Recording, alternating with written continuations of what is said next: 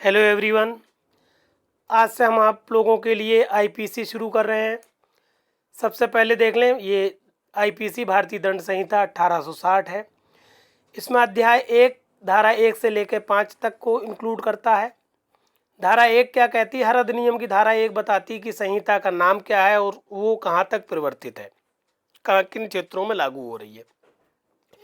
तो बताया गया ये अधिनियम भारतीय दंड संहिता कहलाएगा और इसका विस्तार स्टार लगा हुआ है, स्टार की जगह हुआ करता था जम्मू कश्मीर राज्य। अब चूंकि जम्मू कश्मीर राज्य 2018-19 के संशोधन द्वारा केंद्र शासित प्रदेश बन गया, इसलिए इसको हटा दिया गया। इसलिए अब इस संहिता का विस्तार संपूर्ण भारत में है। दूसरी बात ये पूछी जाती है कि ये कब परिवर्तित हुई, तो 1 जनवरी 1862 से ये संहिता परिवर्तित हुई है, इन्फोर्स हुई है। फिर दूसरा धारा है कि भारत के भीतर किए गए अपराध का दंड। तीसरी धारा में बताया गया है भारत से परे किए गए किंतु उसके भीतर विधि के अनुसार विचारणीय अपराधों का दंड। धारा 4 इंपॉर्टेंट है, जिसमें बताया गया राज्य क्षेत्रातीत अपराधों पर संहिता का विस्तार। ब्रैकेट में लिखा हुआ मुख्य परीक्षा हमने बताया, जहां पर आपको ब्रैकेट में मुख्य परीक्षा लिखा मिल जाए तो आप समझ जाइए उसका डिटेल्ड आता है। कहने का मतलब है इस पर शॉर्ट नोट आ सकता है या इस पर विस्तृत क्वेश्चन आ सकता है, इसलिए इसको हमने यहाँ पर बाद में समझाते हैं। मतलब नीचे लगा हुआ होता है नोट्स, उसके 2 जगह मिलेगी आपको, जो मुख्य परीक्षा में भी आएगी, प्री में भी आएगी। प्री में सिर्फ धारा पूछी जाती है कि राज्य क्षेत्रातीत अपराधों से संबंधित कौन सी धारा है, तो धारा 4 है। अब धारा 4 में बताया गया है कि कहाँ कहाँ लगेगी, तो देख लें। भारतीय दंड संहिता की धारा 4 राज्य क्षेत्रातीत अपराधों पर संहिता का विस्तार। कहाँ तक विस्तार है इसका? 3 पॉइंट बताए गए। पहला बात, भारत से बाहर और परे किसी स्थान में भारत के किसी नागरिक द्वारा कोई भी अपराध अगर भारत के नागरिक द्वारा कहीं भी किया जाता है भारत से बाहर, तो उस पर ये धारा और ये संहिता लागू होगी। दूसरी बात, भारत में रजिस्ट्रीकृत किसी पोत या विमान पर, चाहे वो कहीं भी हो, किसी व्यक्ति द्वारा किए गए किसी अपराध को भी लागू है। कहने का मतलब है अगर भारतीय कोई पोत जो है भारत में रजिस्ट्रीकृत है और उस पोत पर चाहे खुले आसमान के नीचे हो, कोई भी व्यक्ति कहीं का भी हो अगर अपराध करता है तो वो भारतीय दंड संहिता के अनुसार अपराधी माना जाएगा। तीसरी और आखिरी बात, कोई व्यक्ति किसी स्थान में भारत से बाहर और परे कोई अपराध भारत में स्थित कंप्यूटर साधन को लक्ष्य बनाते हुए कारित करता है। कहने का मतलब है वो कोई भी व्यक्ति हो, अगर वो भारत के अंदर किसी कंप्यूटर साधन को यूज करके भारत से बाहर कोई अपराध कारित कर रहा है तो उस पर भी ये धारा लागू होगी, यह अधिनियम लगेगा। फिर अध्याय 2 धारा 6 से लेकर धारा 55 का तक है, जिसमें बताया गया साधारण स्पष्टीकरण। अब ये साधारण स्पष्टीकरण जो है, हम लोग आ जाएं 6 से, अब ऊपर भी कुछ धाराएं हैं, हम मेंस में चल रहे थे इस वक्त।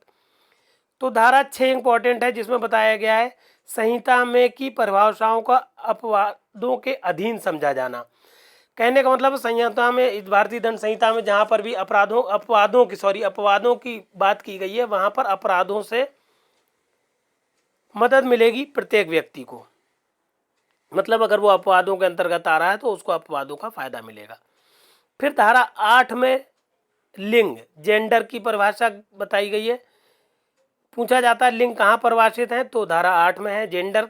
इसमें मेन बात आप समझ लीजिए, पुल्लिंग वाचक शब्द हुआ क्या एग्जैक्टली। पुल्लिंग कहते हैं मैस्कुलर जेंडर को, तो भारतीय दंड संहिता में पुल्लिंग वाचक शब्द वो या ही जहां पर भी प्रयोग हुआ है तो वो हर व्यक्ति के लिए है, चाहे वो नर हो या नारी। 10वीं धारा क्या कर रही है? 10वीं धारा आईपीसी की पुरुष और स्त्री को परिभाषित करती है। जैसा कि बताया गया, पुरुष शब्द के अंतर्गत किसी भी आयु के मानव नर का घोतक है और स्त्री शब्द किसी भी आयु की मानव नारी का घोतक है। मतलब किसी भी उम्र का अगर नर है तो वो पुरुष है, कोई सी भी उम्र की अगर नारी है तो वो स्त्री है। धारा 11 व्यक्ति को परिभाषित करती है, आपने कई जगह देखा होगा, तो बहुत इंपॉर्टेंट है। ये पूछा जाता है व्यक्ति के अंतर्गत कौन कौन आते हैं, तो कोई भी कंपनी हो, संगम हो या व्यक्तियों का निकाय हो, चाहे वो निगमित हो या ना हो, ये सारे के सारे लोग व्यक्ति शब्द के अंतर्गत आते हैं।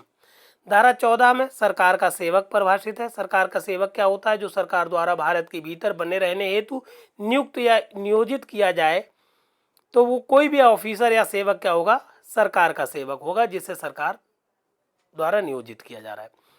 धारा 18 में भारत परिभाषित है। भारत का मतलब है, स्टार फिर से लगा हुआ है, तो स्टार का मतलब है पहले यहाँ जम्मू कश्मीर राज्य को छोड़ के था, मगर अब चूंकि भारत का मतलब संपूर्ण राज्य क्षेत्र है।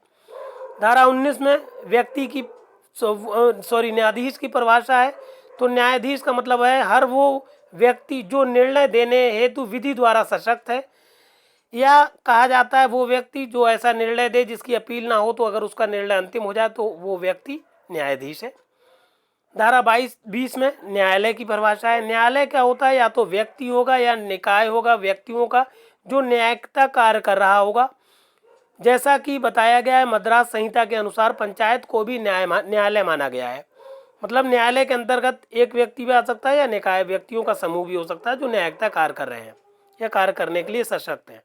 फिर आप आ जाइए धारा 21 में लोक सेवक। लोक सेवक क्या है? देखिए, सरकारी सेवक से भिन्न है। लोक सेवक में क्या होगा? सरकारी सेवक तो आएगा ही आएगा। लोक सेवक जो धारा 21 में है, इनके अंतर्गत सरकारी सेवक तो आते ही आते हैं, उसके अलावा लोक कर्तव्य का पालन करने वाले व्यक्ति भी आते हैं। मतलब भले ही उनको सरकार से तनख्वाह ना मिलती हो, सैलरी ना मिलती हो, फिर भी वो अगर वो लोक कर्तव्य कर रहे हैं तो वो लोक सेवक हैं। धारा 22 में जंगम संपत्ति। जंगम संपत्ति हर वो संपत्ति है जो भूबद्ध ना हो या स्थायी रूप से भूमि से जकड़ी हुई संपत्ति ना हो। जंगम मतलब मूवेबल प्रॉपर्टी। इसके उदाहरण में बहुत सारी बातें आती हैं, जैसे मान लीजिए कोई पेड़ है, अगर वो फलदार है तो वो स्थावर संपत्ति है, मतलब नॉन मूवेबल प्रॉपर्टी है।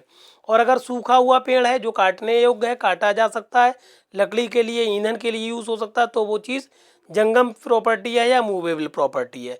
उसके अलावा जैसे मकान में खिड़की हैं, दरवाजे हैं, ग्रिल हैं, जब तक ये मकान में भूबद्ध होते हैं, ये सारी की सारी चीज़ें स्थावर संपत्ति है, नॉन मूवेबल प्रॉपर्टी होती हैं।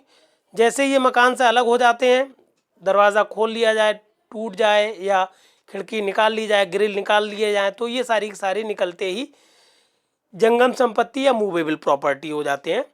तो इसको बहुत विस्तृत रूप में बताया जाता है कि आप इस एग्जाम्पल से समझ गए होंगे।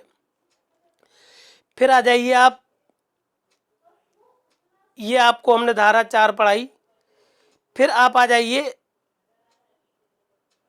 21 के बाद 23 के बाद आ जाइए, 22 के बाद आ गए धारा 23 में।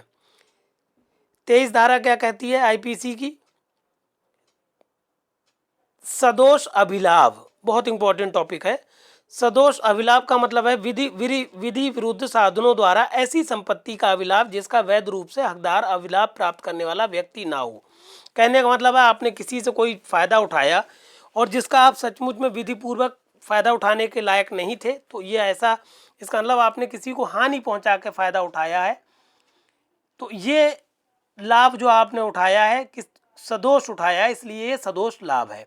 दूसरी बात, विधि सदोष हानि को भी समझ लें यहीं पर, तथा विधि विरुद्ध साधनों द्वारा उठाई गई हानि सदोष हानि है जिसका वो व्यक्ति जिसने सदोष हानि उठाई है वो ऐसी हानि उठाने का हकदार है। कहने का मतलब है अगर आपने कोई सदोष कार्य किया तो और फिर उस कार्य में आपको कोई हानि हो गई तो वो हानि उठाने के लिए आप हकदार व्यक्ति थे, जबकि लाभ सदोष जो आपने प्राप्त किया वो सदोष लाभ पाने के आप हकदार नहीं थे। धारा 24 भारतीय दंड संहिता की बेईमानी से को परिभाषित करती है। आईपीसी, पूरी आईपीसी में एक बार आप याद रखिएगा, हमारी आशय यहाँ पर मेन है आईपीसी में और एविडेंस एक्ट में आशय मेन है आपका। तो यहाँ पर भी बेईमानी से वही बात बताई गई है, जो कोई इस आशय से कोई कार्य करता है कि एक व्यक्ति को सदोष अभिलाभ कारित करे या अन्य व्यक्ति को सदोष हानि करे, वो उस कार्य को बेईमानी से करता है, ये कहा जाता है।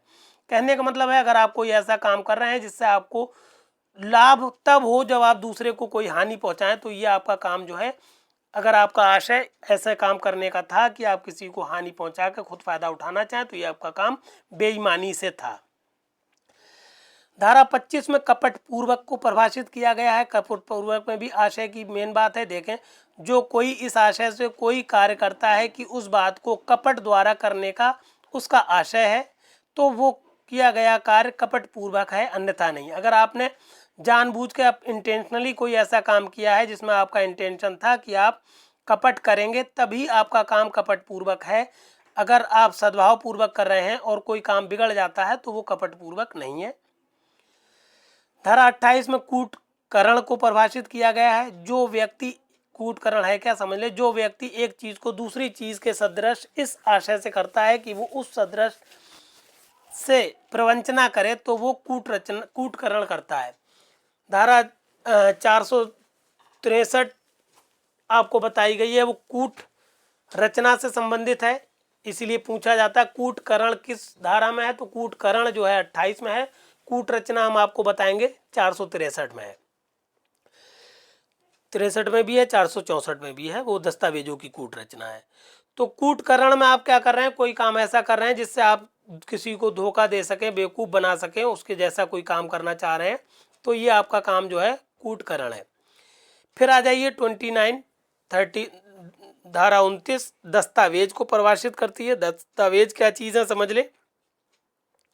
दस्तावेज शब्द किसी भी शब्द का घोतक है जिसको किसी पदार्थ पर अक्षरों, अंकों या चिन्हों के साधनों द्वारा अभिव्यक्त या वर्णित किया गया हो, जो उस विषय के साक्ष्य के रूप में उपयोग किए जाने को आशायित हो या उपयोग किया जा सके।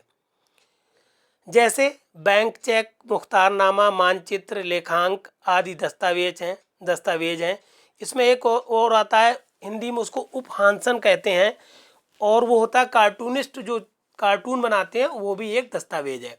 इसमें एक चीज़ और बताई जाती है, जैसे कोई दूधिया है, अनपढ़ आदमी है, उसने लकीरें बना दी, दीवार पे लाइनें खींच दी, तो वो लाइनें भी दस्तावेज के रूप में यूज़ हो सकती हैं, क्योंकि वो एक साक्ष्य के तौर पर इस्तेमाल कर रहा है। कहने का मतलब हुआ, कोई भी ऐसी चीज़ जो अक्षरों द्वारा हो, अंकों द्वारा हो, संकेतों द्वारा हो, सारी की सारी चीज़ें दस्तावेज के अंतर्गत आती हैं।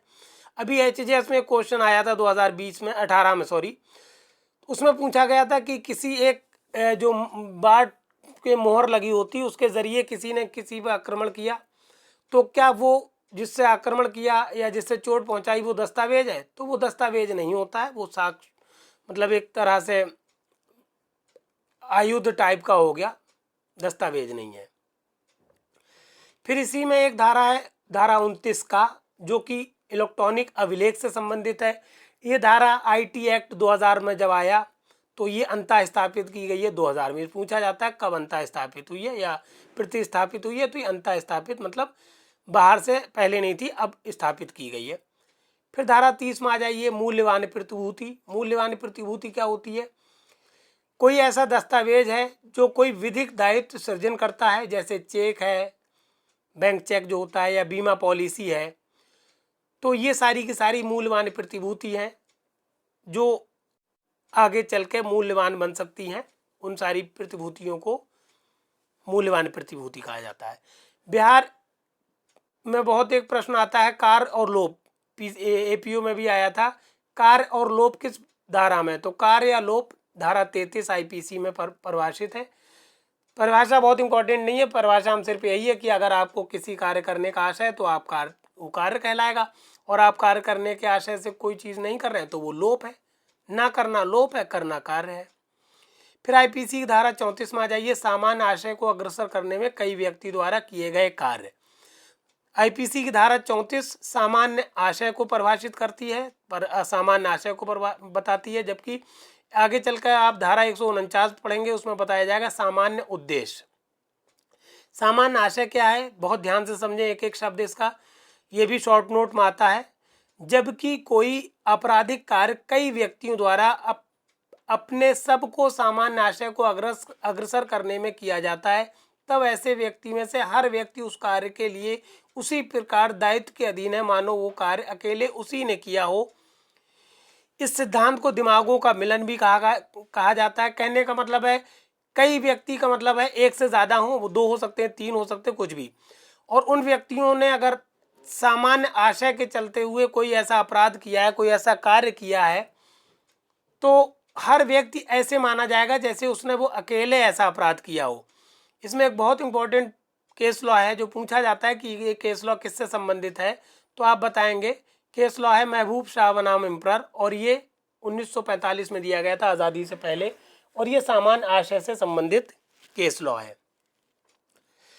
कहने का मतलब है सामान्य आशय में दिमागों का पूर्व मिलन होना ज़रूरी है। कभी कभार ये घटना स्थल पर भी दिमागों का मिलन पूर्व मिलन हो जाता है, वहाँ पर भी सामान्य आशय की धारा लगती है। फिर धारा 36 में आ जाइए, अंशतः कार्य द्वारा और अंशतः लोभ द्वारा कारित परिणाम। ये धारा इस तरह की है, इसमें दो तरह के लोग होते हैं। वो कोई अपना अंशतः कार्य द्वारा काम मतलब किसी अपराध को अंजाम दे रहा होता, दूसरा किसी लोभ द्वारा। जैसे मान लीजिए दो पुलिस वाले हैं, उनकी ड्यूटी डे नाइट की है और एक कैदी को उनकी कस्टडी में है कैदी, तो एक आदमी जो दिन में आ रहा है वो उसको मारता है पीटता है, तो वो कार्य द्वारा उसको नुकसान पहुंचा रहा है या अपराध कारित कर रहा है। और रात वाली जिस पुलिसकर्मी की ड्यूटी है वो उसको खाना नहीं देता, वो खाना देने में लोभ कर रहा है, इसलिए ये दोनों लोग धारा 36 के अंतर्गत अपराधी माने जाएंगे। ठीक, फिर अब क्या हो जाएगा, धारा 39 में आ जाइए, 39 में स्वेच्छा। स्वेच्छा का मतलब है किसी कार्य को करने का आशय अगर आपका है, अगर आपका इंटेंशन है कि मैं ऐसा काम करूं, तो वो आपकी स्वेच्छा कहलाएगी। आपने वो कार्य स्वेच्छा किया है, मतलब जिसमें इंटेंशन है वो स्वेच्छा है, सिंपल सी बात है। फिर भारतीय दंड संहिता की धारा 40 में आ जाइए। धारा 40 बताती है अपराध शब्द की परिभाषा। इससे पहले हम सीआरपीसी पढ़ा चुके हैं, उसमें हमने बताया है जो सीआरपीसी की धारा 2L है उसमें बताए गए हैं असंज्ञेय अपराध हैं, और 2N में अपराध बताया गया है, CrPC 2N, N for nest. और भारतीय दंड संहिता की धारा 40 में बताया गया है अपराध। अपराध हर वो चीज़ है, हर वो शब्द के अंतर्गत आता है जो भारतीय दंड संहिता या किसी भी संहिता द्वारा दंडनीय हो या विधि के विरुद्ध हो कोई ऐसा कार्य, वो सारे के सारे कार्य अपराध हैं। परिभाषा नहीं पूछी जाती, ये पूछा जाता है अपराध कहाँ पर बताए गए हैं, आईपीसी में भी और सीआरपीसी में भी।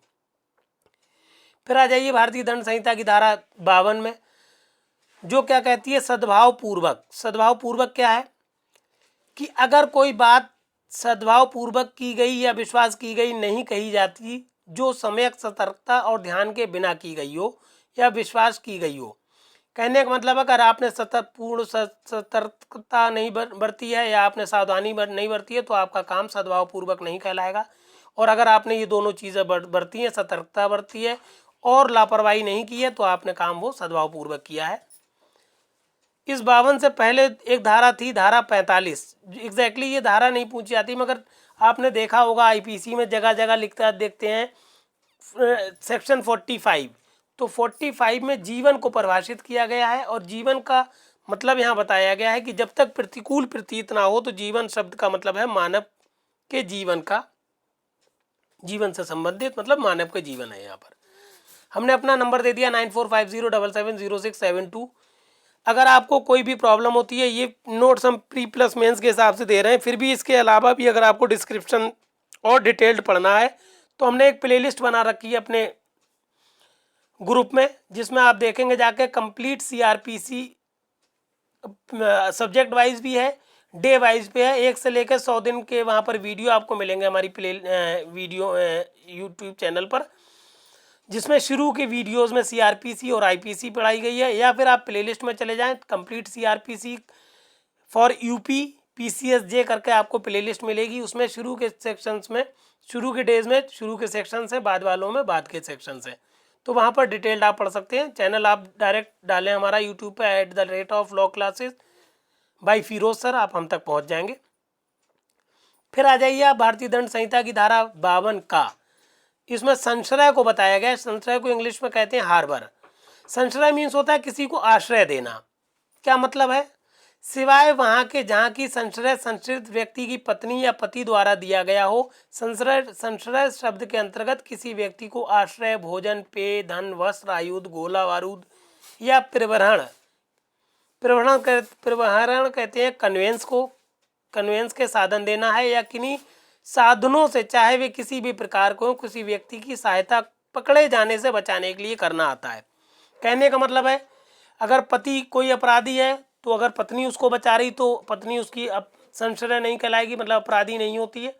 और अगर पत्नी कोई अपराध कराई है और पति छुपा रहा है उसको, तो वहाँ को छोड़ दिया जाए। बाकी हर मामले में अगर आप किसी व्यक्ति को चाहे खाना दें आप या फिर कोई धन वस्त्र या कोई आने जाने का साधन मुहैया कराएं या बारूद गोला बारूद कुछ भी मुहैया कराएं, तो ये सब संशय के अंतर्गत आएगा। या फिर आपको पता है उसने अपराध कर लिया है अपराधी ने, और अब उसको आप बचाने की कोशिश कर रहे हैं, पकड़े जाने से बचाने के लिए कर रहे हैं, तो ये सारा का सारा संशय के अंतर्गत आएगा। फिर धारा अध्याय 2 आपकी खत्म हो गई। अध्याय 3 में आपका धारा 53 से लेकर धारा 75 तक का प्रावधान किया गया है, जिसमें आप देख रहे हैं सबसे पहली धारा 53 है, जिसमें दंड के बारे में बताया गया। कितने तरह के दंड भारतीय दंड संहिता में बताए गए हैं?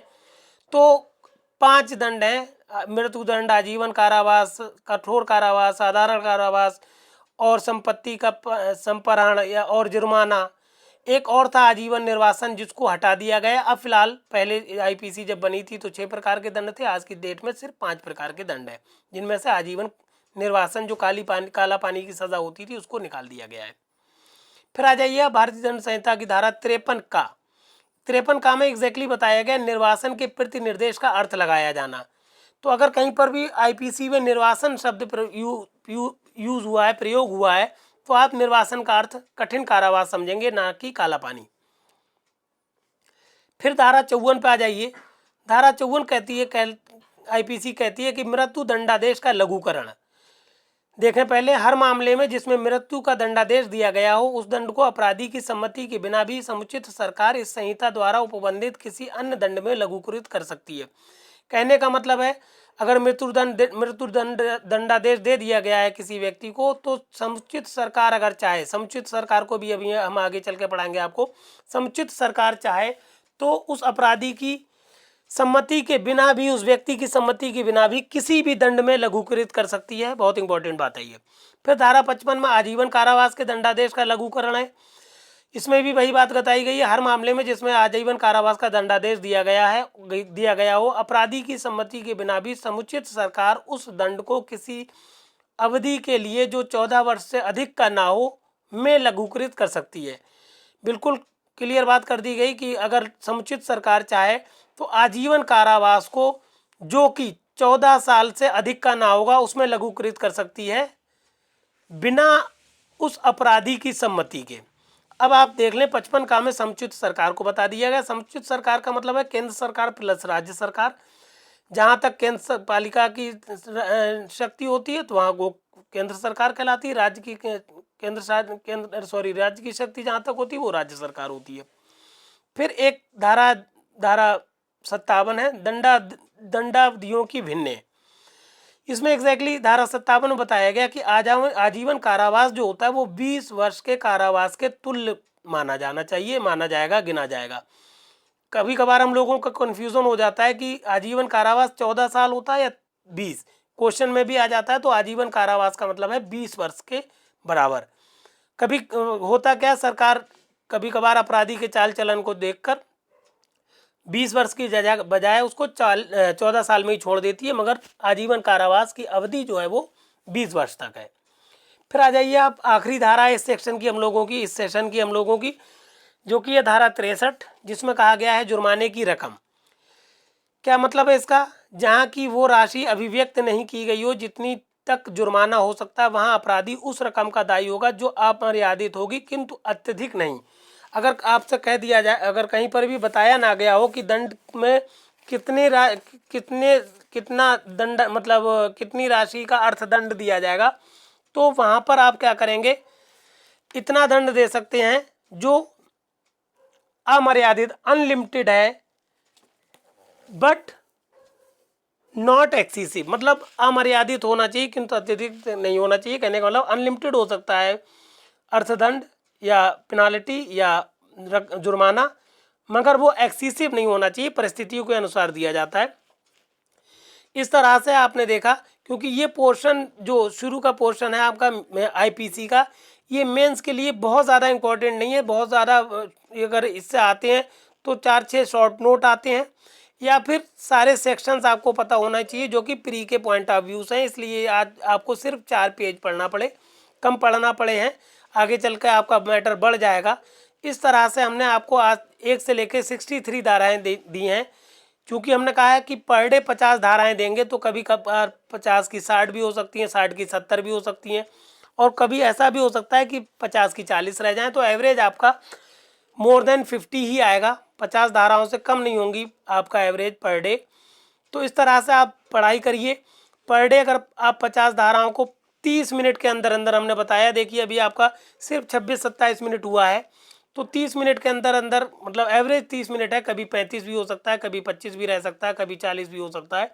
तो 30 मिनट के अंदर अंदर 50 धाराएँ हम दे रहे हैं, आपको देंगे प्रत्येक वीडियो में, जिसमें प्री का भी मैटर होगा और बाद में मेंस का भी मैटर होगा।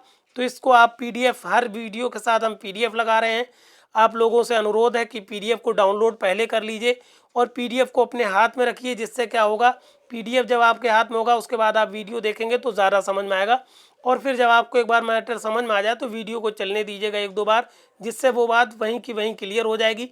अगर आप पर डे 1-1.5 घंटा देंगे तो आपकी तैयारी, हम चाहे आप पीसीएसजे की कर रहे हो, एचजेएस की कर रहे हो, या यूपीयू की, एपीओ की कर रहे हो, या किसी भी पूरी ऑल ओवर इंडिया में किसी भी लॉ से संबंधित कोई कंपटीशन आप दे रहे हो, आपकी तैयारी हम पूरी करा देंगे। हर सब्जेक्ट की हम 50 धाराएं, जितने भी भारत में लॉ हैं सबकी 50 धाराओं के हिसाब से पर डे आपको मैटर देंगे। इसलिए हमारे चैनल को आप सब्सक्राइब ज़रूर कर लें और बेल आइकन को भी ज़रूर दबा लें, प्रेस कर लें, जिससे जैसे ही हम वीडियो डालेंगे तो आप तक तुरंत पहुंच जाएगा। इस तरह से ये कंप्लीट मैटर है।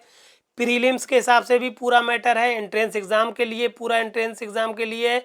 अगर आप लॉ एलएलबी के स्टूडेंट हैं और हिंदी में माध्यम से आप पढ़ाई कर रहे हैं तो आप लोगों के लिए भी बहुत सुनहरा मौका है।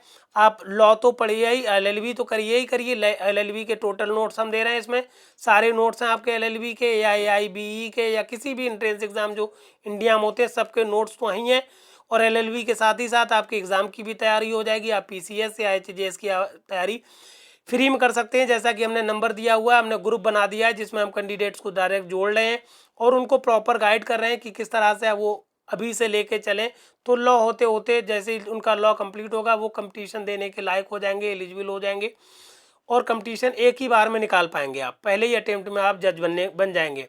तो इस तरह से अगर आप इच्छुक हैं तो हमारे नंबर पर हमसे संपर्क करिए, कांटेक्ट करिए।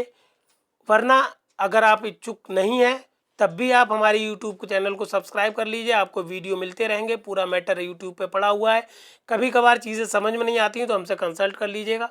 और हमारे इस मैटर को आप अपने सारे साथियों को शेयर कर दीजिए, जो भी लॉ से संबंधित व्यक्ति हैं सबको ये मैटर शेयर कर दीजिए, क्योंकि कंप्लीट मैटर है, पूरा मैटर है, कहीं भी आपको भटकना नहीं पड़ेगा, पूरी आपकी तैयारी हो जाएगी।